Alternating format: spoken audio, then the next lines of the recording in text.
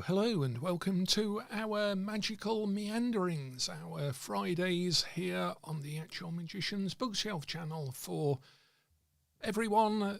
It's open and free, and it's also populated by our Actual Magicians, wonderful subscribers of the channel, where we're currently running a video series for subscribers which is looking at the laws of initiation. So if you're interested in that, I do invite you to join the channel as a subscriber.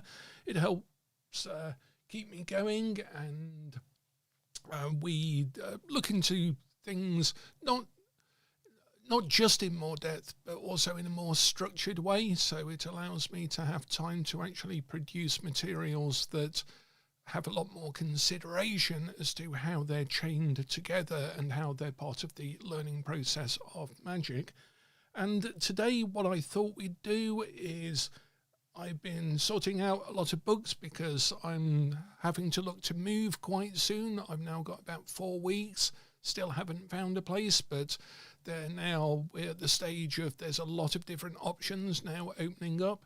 And I'd like to talk about something first before we get on to Dion Fortune that I'd like to talk about today. And I've got something already lined up in Dion Fortune, but I thought we'd also just pop Dion Fortune open a little bit and just meander around some of her teaching, because I was looking through this for a quote for something that I was teaching in the subscribers only channel, and there are two particular books, The Training and Work of an Initiate, and the other one was The Work of the Magical Orders. I think it's called Esoteric Orders and Their Work, and the quote is in one of those two. I think it's in the other one, but I was just reminded about how timely this is, how deep it is, how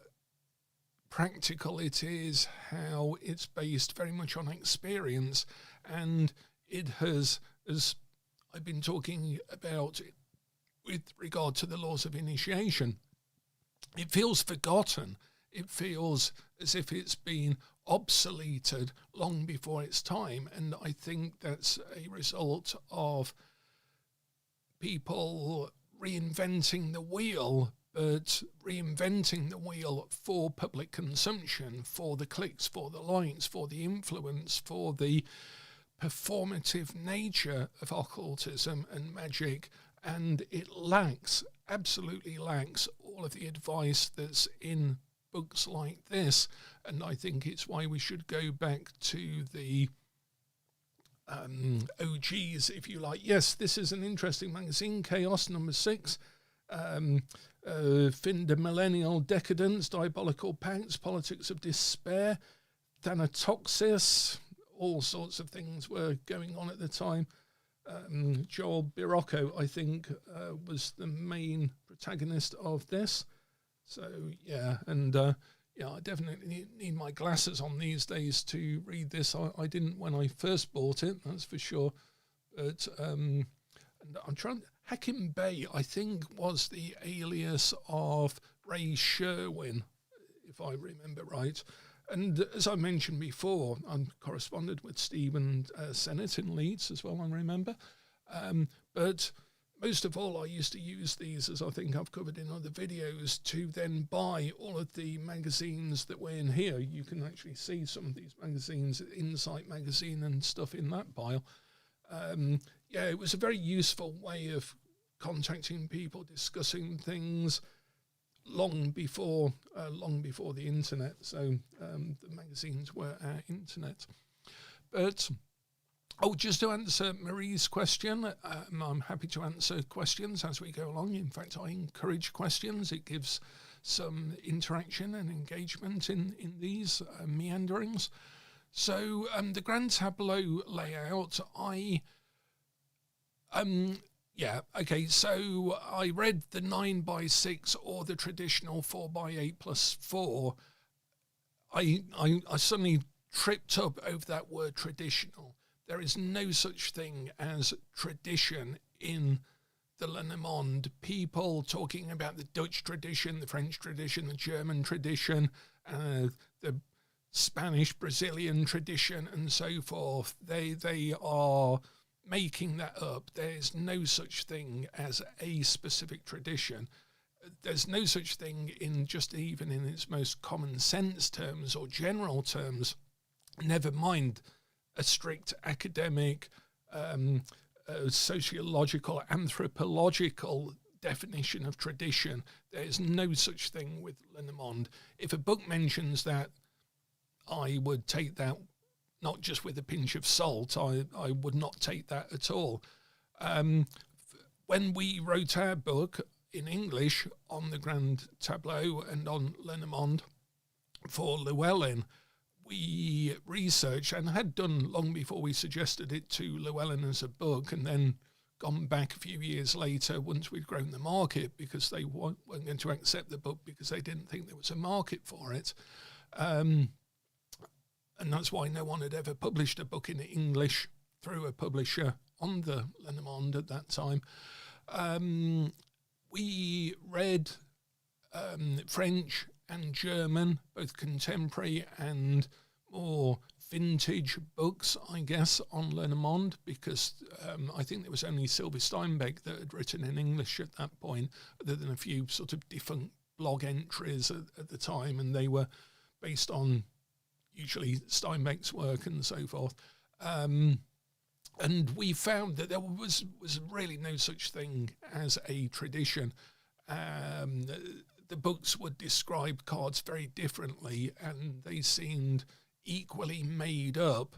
Some were close to the Game of Hope type meanings of the cards. Some were closer to dream symbolism. Some had no commonality with any interpretation of symbolism at all. So we rapidly worked out that there was no such thing as a meaning. And also, all of those books had been written, even the French, German, Portuguese, Spanish, Italian ones, all of them had been written without the knowledge, the fact, the understanding, the research that the deck was based on the Game of Hope.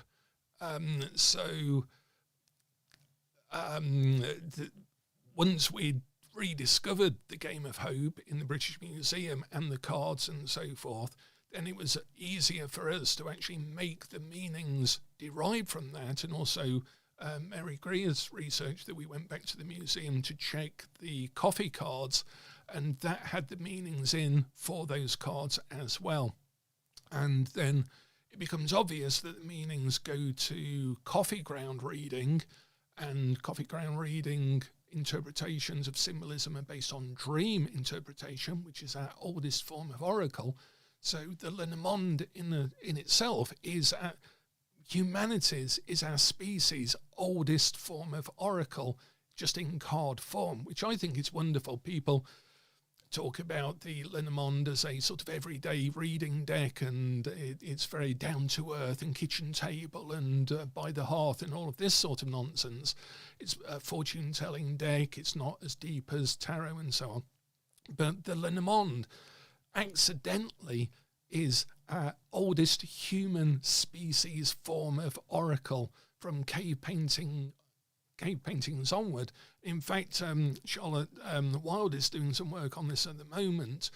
An anthropologist studying cave paintings has published a couple of books in the last decade or so, identifying the main forms of cave painting, the main patterns, as they call it, or the main, there's a specific anthropological term for it.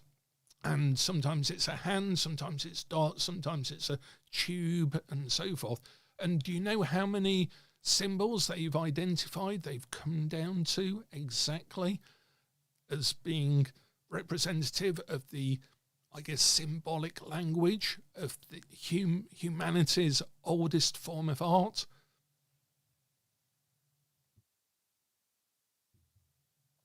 36.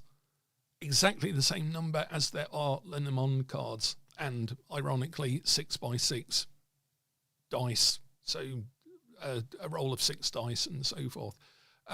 So coming back round to the layout, I tend to use the 9x6. The 4x8 plus 4, Tali tends to use that, and it's mainly, as she sees it,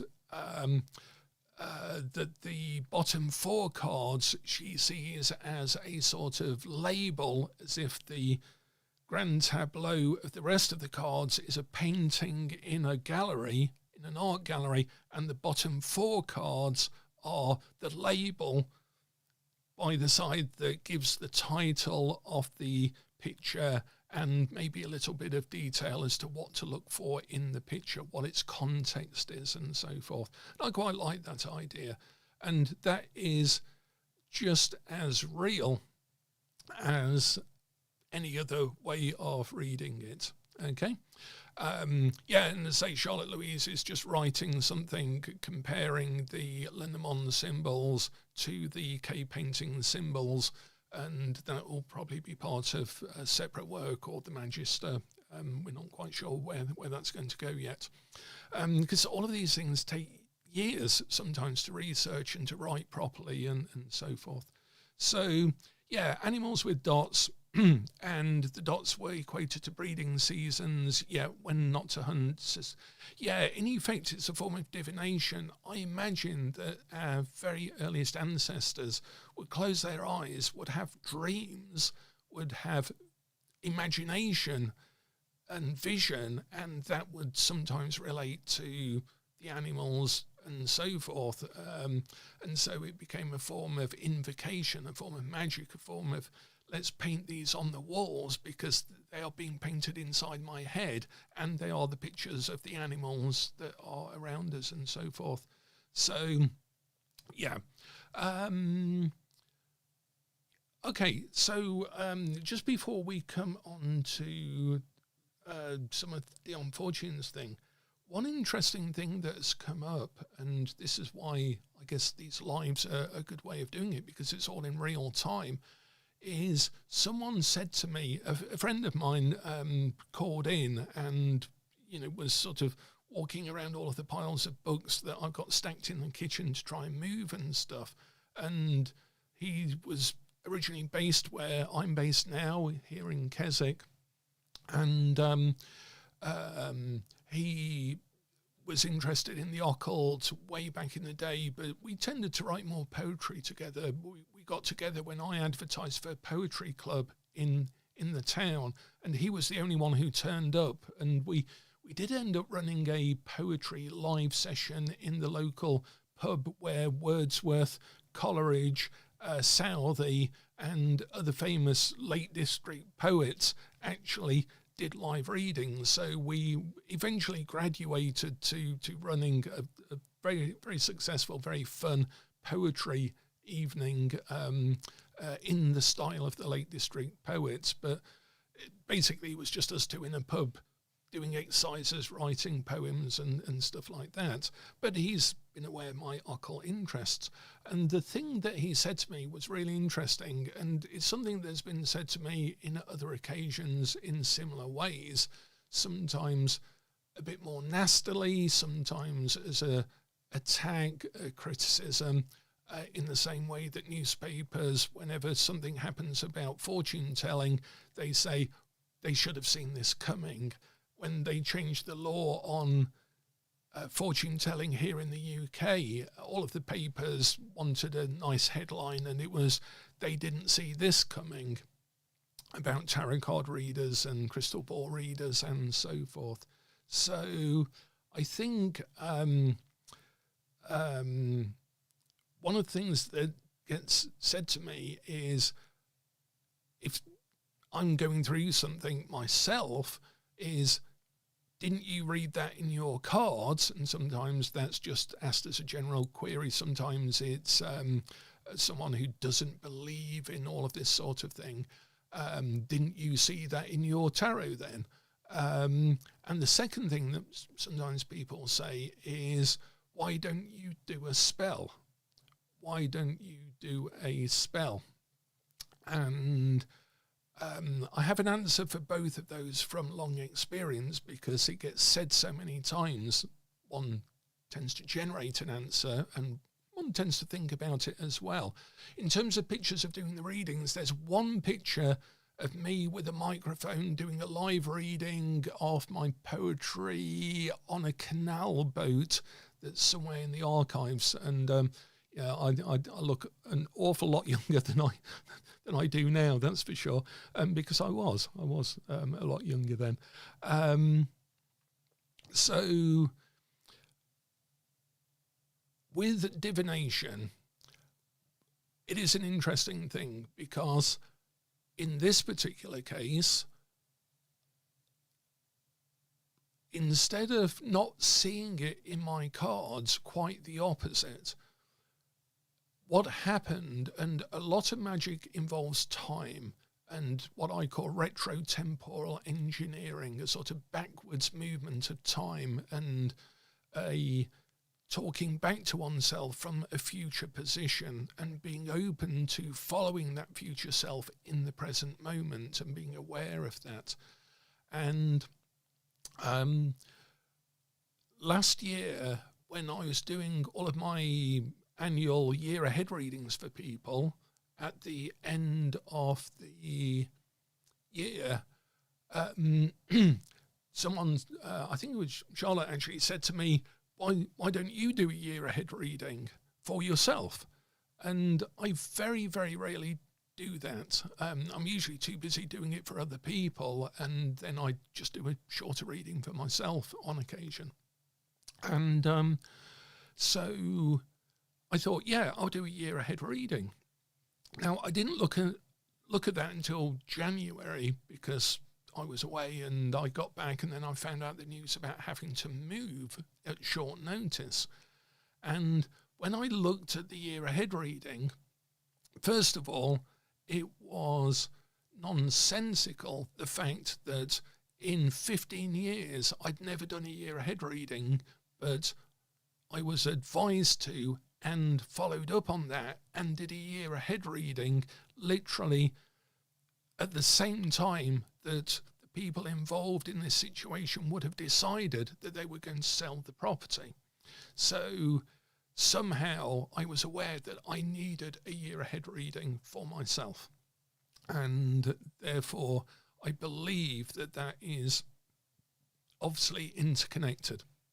The second thing with regard to that is, in the year ahead reading for myself, March, like next month, literally in a 2 days time, was brilliant. I had 3 cards, which obviously my year ahead readings, I have 3 cards for each month, but my cards were something like the Sun, the Lovers, and the 6 of Cups, or the 3 of Cups, or the 10 of Cups, or something like that.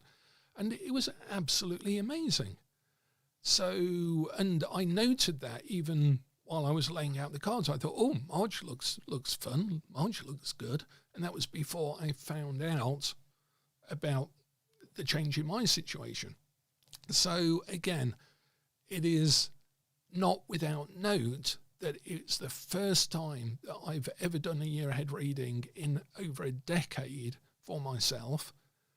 And something big was about to happen, affecting the sort of trajectory of my everyday life. And thirdly, it was really positive for the very month that I've got to make this move.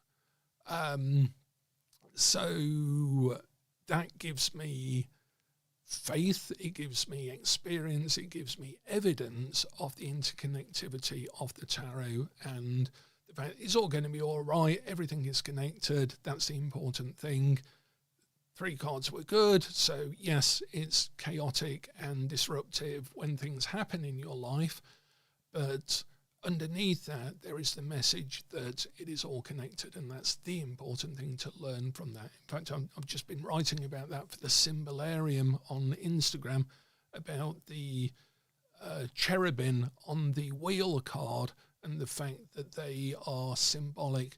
If you read the description in Ezekiel of those 4 spirits that Waite has put onto that card, because he copied Eliphas Levi, but Eliphas Levi didn't have the cherubim. Waite was obviously referring to the cherubim from Ezekiel because of the vision of the wheel. And when you read the original biblical description, it is all about movement and non-movement, and Waite makes that point about the wheel, the fact that it appears to be moving, but it isn't, because everything is all one thing. So, exactly. I had experience with Ouija boards back when I was a kid, basically, and in high school we used to use Ouija boards. I've used them a couple of times since, but under very odd and unique circumstances. It's not something that I've commonly used or used with a lot of other people, and things like that. So that was the thing about tarot. If someone says to you, "Oh, didn't you see that on the cards?" Quite often I say, "Yes, I did, but not in the way you might think." So that's the thing about that. The second thing that people say is, "Why don't you do a spell?" If you are an actual magician and have a lot of experience, a long experience in casting spells, as people would call them, invocations, evocations, what did someone say, creation spells and things like this, you sort of become aware of the impact and consequences of magic that works. And it's a little bit like someone who is aware of what a gun will do to a person because they've actually shot a person like in the face. They're a soldier or something like that, and they are actually aware of that. They are unlikely to just use a gun in some casual sort of way, and they're aware that the consequences of having a gun means that other people might start to shoot at you as well, and that can then start a riot, and that can then start a war, and that can then start all sorts of things. So it's the same with magic. If you are an actual magician, a working magician, you've got experience over the years of the impact of magic. Sometimes, not always, but sometimes when there is, as Nerdy Rodent saying, chaos and things going wrong, it means it's working. If there's a lot of turbulence and a lot of change happening, the last thing that you want to do is add some more magic into that situation.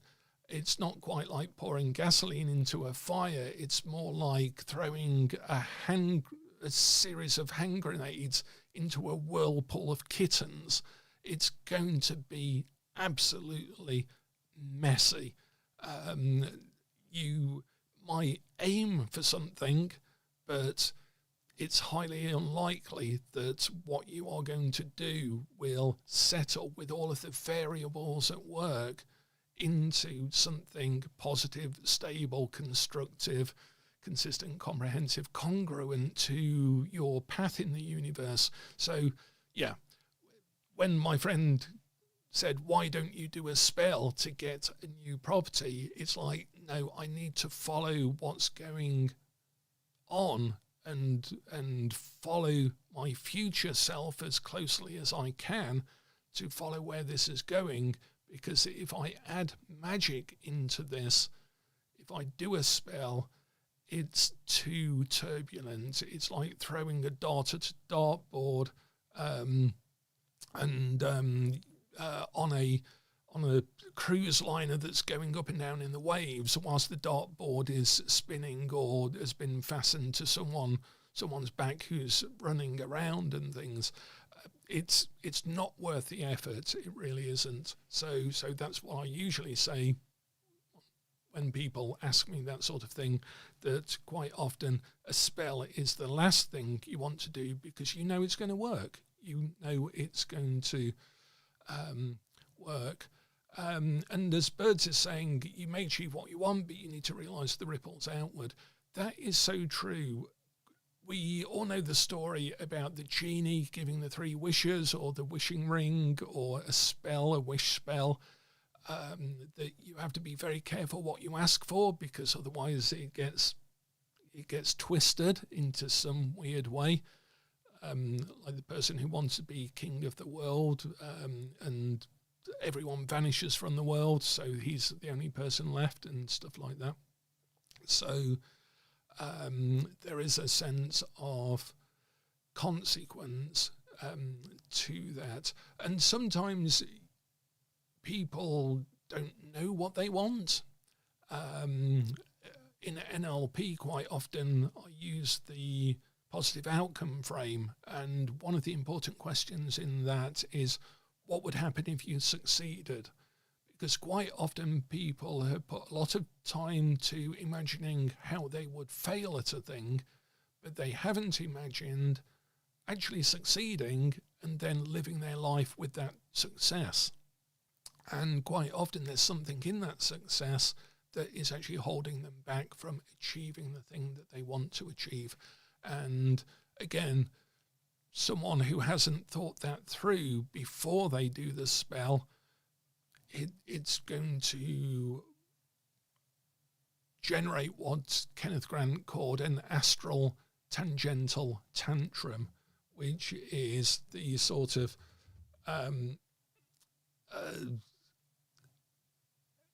work effort, the ripples, the bouncing of that dart into the rest of the crowd, or the explosion of kittens and hand grenades and so forth. It's going to make a mess, not just the ripples, but it's going to be even more chaotic, because you're throwing it into a situation where you don't have the proper aim. This is really why we have the wand, to remind us that we have to have some sort of direct aim. So there's that.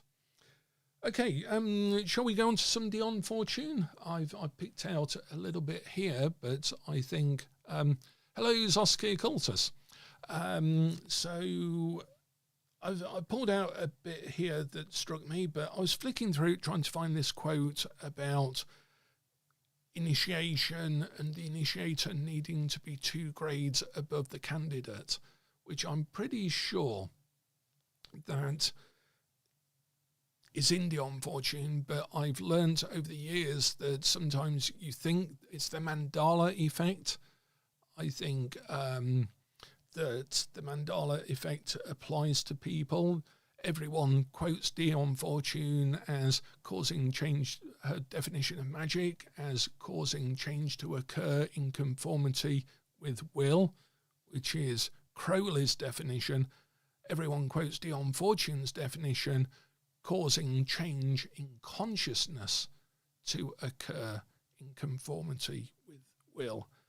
And I was at an academic talk about that, and a friend and I were sat there, and the scholar the academic giving the talk quoted that from Dion Fortune and said, now, I don't know exactly where that is in Dion Fortune's work, but she believed that magic should be about causing a change in consciousness, whereas Crowley didn't define it that way.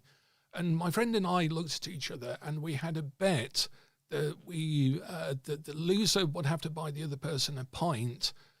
When we got back from the conference, who would be the first person to find that quote? And I got back and I got straight to the books, and I thought, oh, it's going to be in Mystical Kabbalah. Oh, it might be in one of her novels. And I looked and I looked and I looked, and I couldn't find it. My friend couldn't find it either. And we thought, she didn't say that. Where did she say that? Where did Dion Fortune say? And it's in a load of occult books. Oh, well, Aleister Crowley said this, but Dion Fortune believed it was more to do with changes in consciousness, according to Will. None of them, and I checked, none of them cite a source either. We couldn't find one in any of Dion Fortune's published works at all. Now, in the end, I found a reference in one of the now out-of-print books from two of Dion Fortune's students called Dancers on the Threshold. I think I mentioned it in one of the videos about Dion Fortune books. In there's a quote from one of their diaries where they were referring to an article that quoted Dion Fortune. I thought, if I can find the article, which was in a occult review, then I'll be able to find maybe that person cited where Dion Fortune said it. So, hello, Sherry. Hello, and welcome. I hope you enjoyed your nap. So I thought, okay, well, I'll go and find that then. And as it turned out, that edition of the Occult Review, which was by then called the London Review, the main holding of copies of that is in the Theosophical Society. So I had done some research at the Theosophical Society anyway in person, so I phoned them up and I said, well, have you got this edition? Can you pull it off the shelves and either send me a scan, take a picture, or I'll come down and take a look at it? And they didn't have that one copy. And so I wrote to the Servants of Light or the School of Inner Light, whatever the current version of the SOL is, and I asked them, you are an offspring of Dion Fortune's group, Servants of the Inner Light, do you have this particular edition? So it was like, no, they didn't have it either. I had to wait 4 years, and then I found a collector of old London-based magazines, and they had that issue. And they were in America, and it was like just a fluke chance that they had just listed a load of things that they had on their shelf, and that was in there, and I was looking for it on that particular day, and I went back and got in touch with them, and they sent me a picture of all of the, I hadn't asked them for the whole article, just anywhere where it mentioned that particular quote. They beautifully sent me the whole article, and there it was. And it is not quite how everyone ever, in every published book on Dion Fortune or magic or occultism or esotericism, has ever worded it. Everyone has got it wrong. Everyone. It sort of changes in consciousness according to Will, but it isn't quite that. And in the context of the article, it's even more interesting what she's saying about it as well. I'll have to do a video on that at some point. I'll have to dig out all of that research again. But it just goes to show sometimes, as I was talking about Charlotte's work with the cave paintings and so forth, if you are trying to get it right, and if you are trying to check your work, it's really important sometimes to do the long, hard slog of finding out what someone has actually said. Just to answer a couple of Saskia Cultus' questions, sorry, I was on a magical meander there. So have I put out material under another alias? Yes, I have. Certainly in some of these magazines, there is an alias of mine in some of the magazines from the 80s. In the first issue of Chaos International, I'm down as Freighter WBB. I think that was, WHH, Freighter WHH, and I'm in some Lamp of Thoth magazines as Freighter WHH, and I'm in a lot of pagan magazines, again, going back to the 80s, as Silenus, which was my pagan witchcraft magical name, and WHH was William Hope Hodgson, who was one of my second favourite gothic cosmic horror writers next to H.P. Lovecraft, of course, H.P. Lovecraft. So, and more recently, over the last 10 years, Tali and I have written some absolute basic beginner books in a more casual voice as Andrea Green.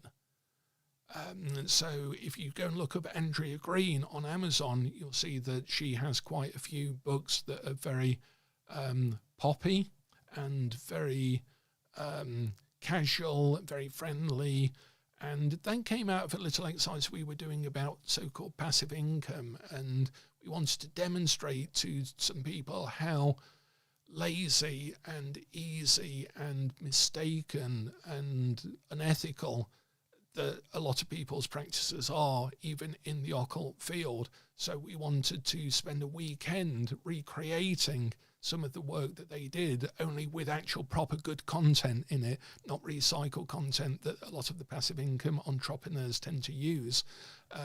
In our field, in tarot, that's often stolen from Joan Bunning's site, and you get so used to it that quite often I read someone's blog or their website or a book, and it's like, oh yeah, I recognize those keywords. Sometimes they change one word so that they want to try and not be sued for copyright theft, even though Joan Bunning's site never does that because it's become quite, defunct over the years. And it's still going, the site's still available. And because a lot of the passive income entrepreneurs copy it from each other, then the Joan Bunning keywords tend to be the ones doing the rounds, if you like. And so we wanted to do that, but as a demonstration of it, and to find out a little bit about how that whole world worked within tarot and so forth. So there's and there's several Andrea Green books out there. We're quite proud of those, actually. We love writing in that style. It's certainly a lot easier on the brain, really, to write in a more friendly, open, accessible style rather than a very structured sort of style. So I didn't have, even back in the day, any sort of coil, John Balance, who were some of the other movers and shakers in that world? There's somebody very well known. They died a little while ago, I think. Someone in the chat can maybe remind me of a group that had slightly esoteric occult leanings. Yes, that's it. Genesis P. Orridge. That's right. It wasn't the Mothers of Invention, was it? Was that Coil? Genesis P. Orridge, or was it just called the Genesis P. Orridge Band?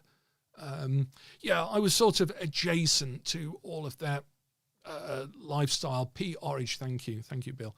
I was adjacent to all of that, but I was a little bit, I guess, more, dare I say, aspiring middle class, middle of the road as a person. Psychic TV, thank you, Saskia Coulters, Psychic TV. So I dabbled in all of that just for the sort of cool factor of it, the edgy factor, the trying to get out of my own boundaries factor. Psychic television. Throbbing Gristle, yes. I remember listening to some of the groups I was listening to a friend back in the day, and they were like, you listen to what? Yeah. And David Tibet, the Cassandra Complex, all of those sorts of musical, magical groups of people and so forth, Current 93 and so forth. Yeah. I'm afraid that was not my scene. I hold up my hands. That was definitely not my scene. I was far more into Dio and Black Sabbath and Rush and prog rock and Yes and for me, I was sort of trying to live in the 60s when I was in my 20s. So I had a beard, long hair, a load of beads, floppy shirts, the whole thing. I was a bit late to that party and very much to the side of all of that. Right, so let's take a look at the unfortunate then. So I pulled out this bit here, and again, I was flipping through to find that quote about being 2 grades above, and I didn't want that to be a Mandela effect. If I'm going to write it, I need to cite it. There's a good rule. I'm going to, if you're going to write it, you better cite it. I think that's a good rule there.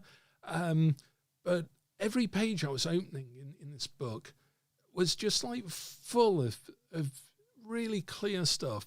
Maybe not the reincarnation, the theosophical, the more abstract rays, the clear rays of things, and some of the things that have slightly dated in culture and cultural awareness from the Unfortunes time.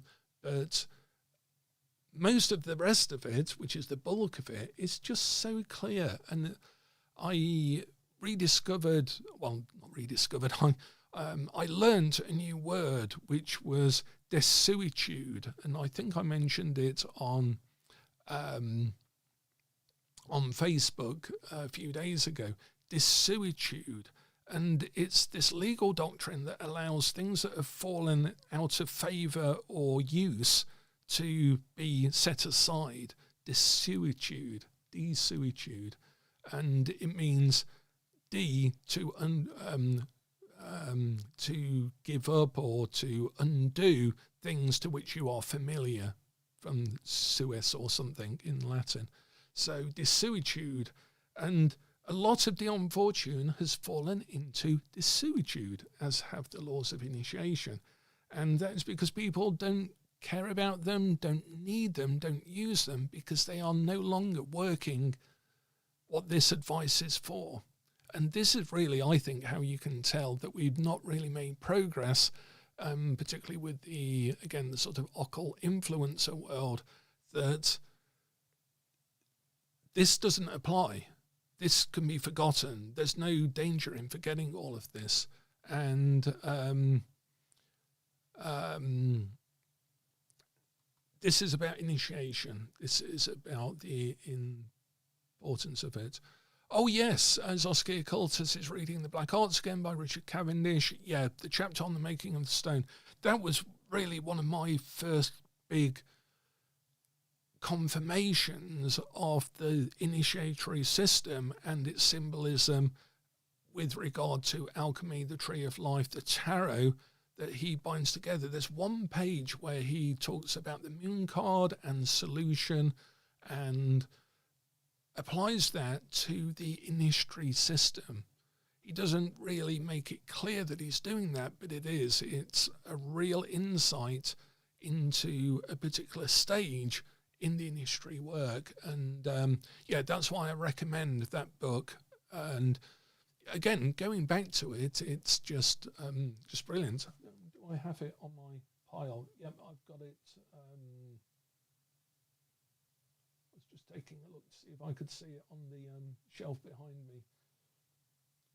The problem is I'm starting to take every single book downstairs, and there's at least 1,000 here to take downstairs. So, I might not be able to find books as for at least the next few weeks as easily as I'm usually able to. So here, it says, a system of correspondences, therefore, consists in a knowledge of the astral, mental, and spiritual affinities of any given object on the material plane. So she is not just talking about talismans or magical items or the correspondence of the note of a bell to incense, to a colour, to a number, to a ritual act, and to a Sephiroth, and to a god, and so forth. She is saying any given object on the material plane. This is why it's good to read the Unfortune so literally and really think about what she is saying, because quite often she's saying something really profound in such a simple, obvious way. Sometimes a bit lightweight, sometimes at its best. You can just write something that you just skim over and think you're reading it, but then when you stop and think and look at it again, it's actually a lot deeper. And it's because they were writing in a style and for an audience who would spend time reading these things properly as a study, as thinking about them, as hungry for information that was relevant to them. And nowadays, again, unfortunately, I think that the art of reading properly and attention spans are falling into desuetude. Unfortunately, I'm going to keep using that word for the next week until someone tells me to stop. So a system of correspondences, therefore, consists in the knowledge of the astral, mental and spiritual affinities. Affinities is a good word as well. An affinity is like a resonance. So there is a sense of resonance between things, and this is why we partly ring the bell at the start of a ritual, to resonate and to remind us that everything we do resonates through all of these worlds. From such knowledge could come immediate and practical results. For if the relations and reactions of the subtle planes of the system can be discerned, it will follow that the relations and reactions existing between their physical counterparts will be understood. And again, let's think what she means by relations and reactions. Relations is through correspondence, is through this resonance, and she's implying that some things relate more closely to other things than other things. So we need to understand what relates closely to, for example, money in the tarot. Well, it's the suit of pentacles. So if we're going to do a money spell in tarot, we're going to choose pentacles. So sometimes we have to think about what relates more closely or further away when we're casting a spell or doing a divination, things like that. And reactions, and there we come back to what we were talking about earlier, about all of the,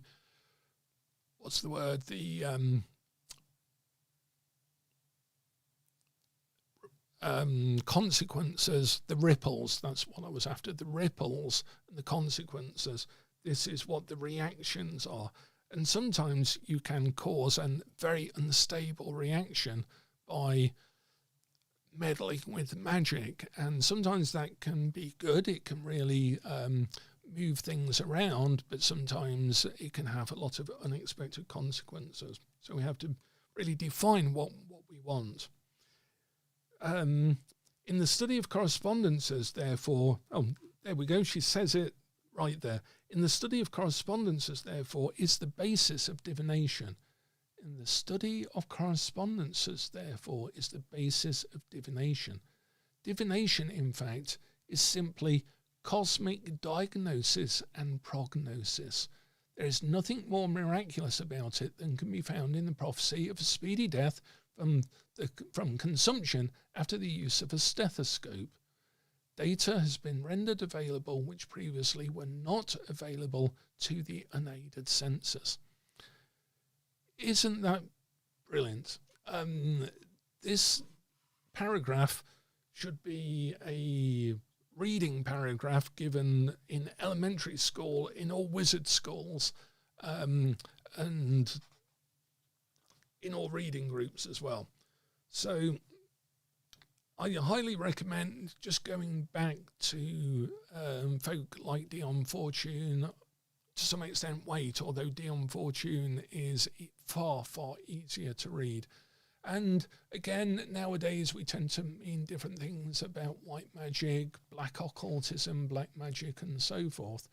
But there is a lot in here that for an actual initiate, someone working through the initiatory system, is really still useful. We just have to pick it out. And to some extent, that's what we try and do with the Magister, is actually pick out a lot of these things and we put them into the, for example, the laws of initiation and so forth. Incidentally, I was putting these aquarium books together, and we were talking last week, weren't we, that perhaps we could do one session on each of those. I had a slightly better idea. It's probably to divert my brain from thinking about the realities of my current life situation, which is a danger in occultism, that we try and escape into occultism and magic when actually we need to be just, walking the dog or remembering that we have a dog or whatever it might be. But I had this idea, actually, that what I might do is, because these books are quite short and pithy, but a particular style and for a particular purpose, it might be possible I might rewrite all of them. I had an idea that it wouldn't take me too long, because I've got a load of material on incense that I wrote for Magica School.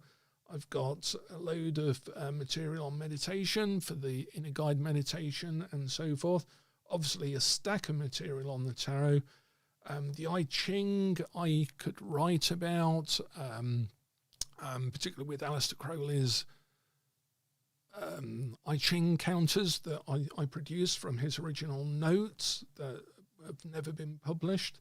And so I thought actually it might be nice to update the whole series and to take the list at the back and just it'd probably take maybe 2-3 weeks to put together the material. Candle burning, I've already got, again, in Magica School, and I could rewrite that in a more structured way like these are, with a bit, I think they usually have a bit of theory, a bit of practice, and then a bit more theory and some random stuff at the back.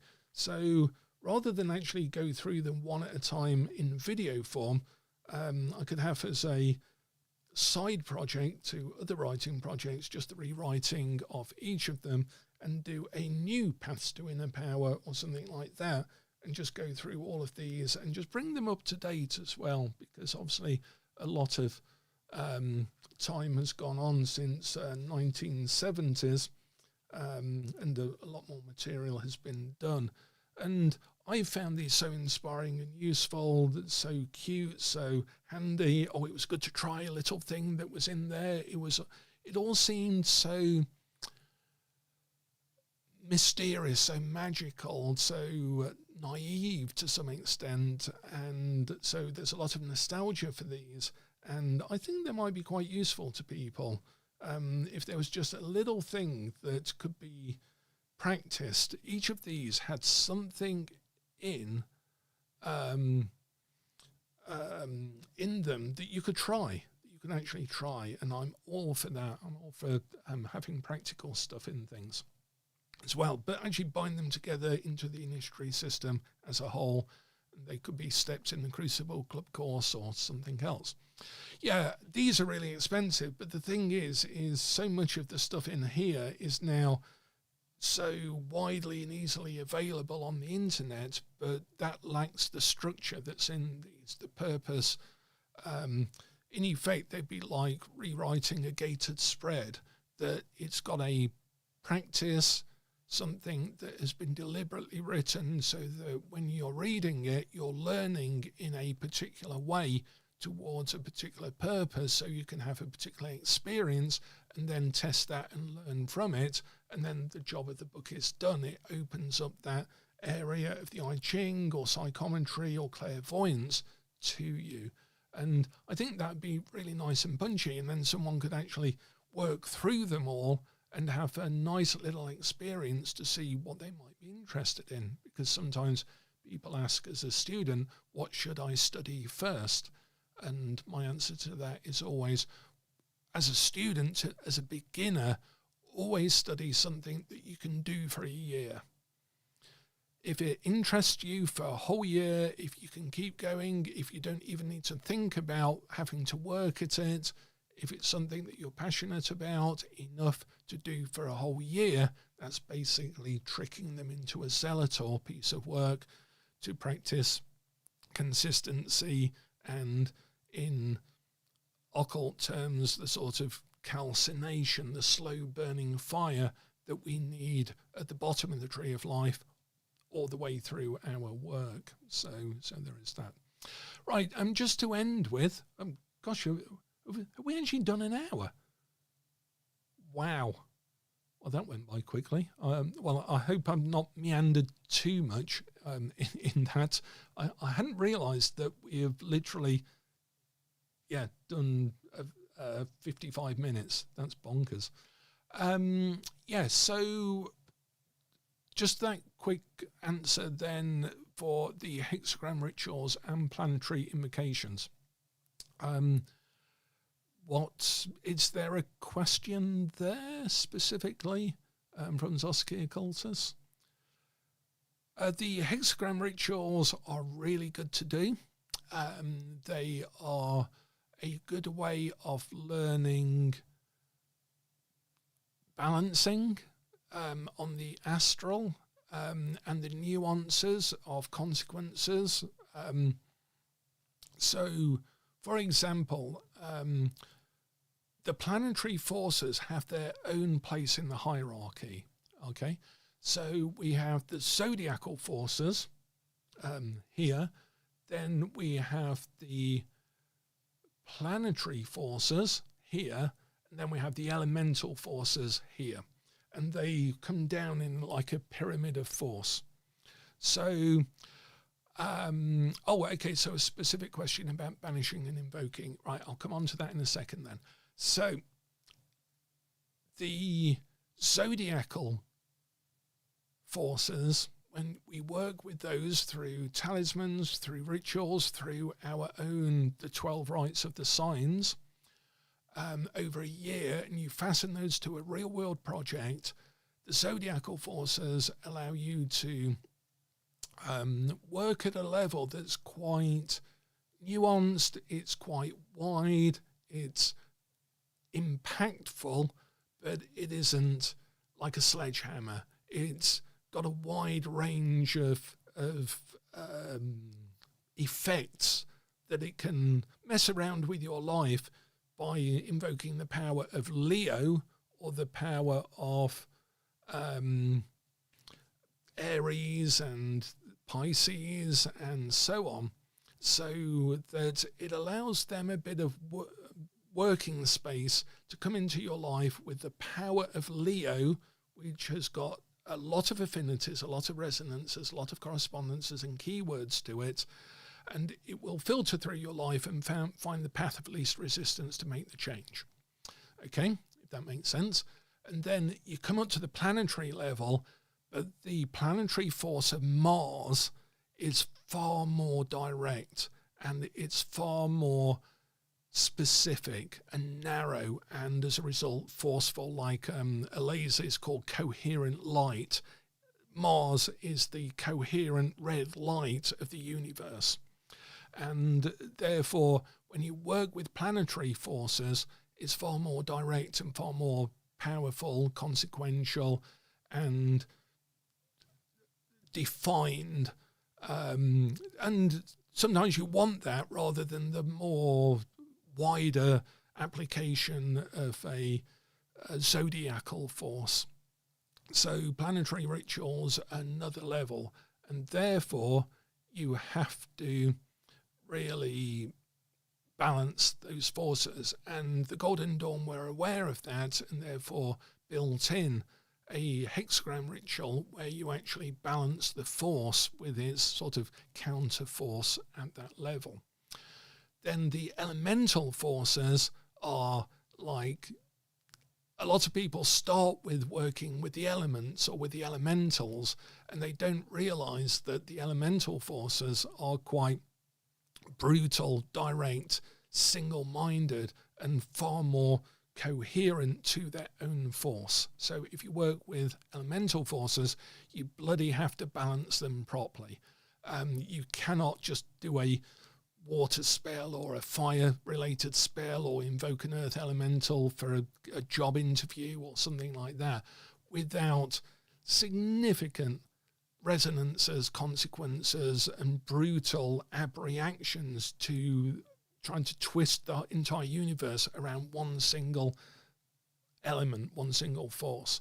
So we have in the lesser banishing ritual, of the greater banishing ritual of the pentagram, you invoke a force, but then you do an equilibrating pentagram as well. It's the same with the hexagram rituals at the planetary level. You don't need it at the zodiacal ritual level because the zodiacal forces are wider and more nuanced, if that makes sense.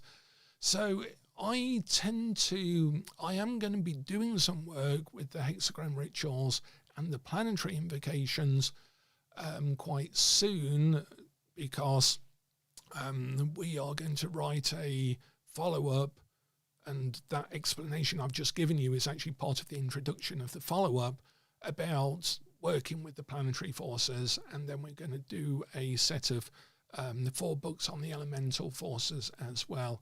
It's just I need to re-practice those with a smaller group so that we can just test them out in real time and in practice. So I tend not to do them. I am doing the banishing ritual every single day at the moment, the lesser banishing ritual of the pentagram, and I'm doing some meditation work before sleep in order to have some divinatory, visionary type of dreams, which has been working quite well to steer me through, hopefully, touch wood, the current situation. Does that make sense? I think I've answered the question and given a bit of context to why that's the case. So, yeah, I'd be interested maybe next time we can perhaps, you can tell me as Oscar Cultus a little bit about what you might have been thinking about that, what you intend to do about that, and so forth as well. Okay, everyone, I will be here next week, and maybe I'll have some news about my personal circumstances, for what that's worth to anyone else. But I'll keep everyone updated in the channel, in the membership channel, and also elsewhere on Facebook and so forth. Most of my posts on Facebook tend to be for public consumption anyway, so if you are interested or want to catch up with me, obviously Facebook is one way of doing it. Okay, everyone, thank you so much for spending the evening in our magical meanderings. I hope there's been something of interest in there for you, and we'll perhaps take a little bit more look at the unfortune next week if that's of interest, or just make your suggestions. If you're an actual magician, a subscriber of the channel, please give me some suggestions. And until then, everyone, as Birds is saying, and Bill, everyone have a wonderful week, and I better end this in Tony's absence, otherwise he'll tell me off.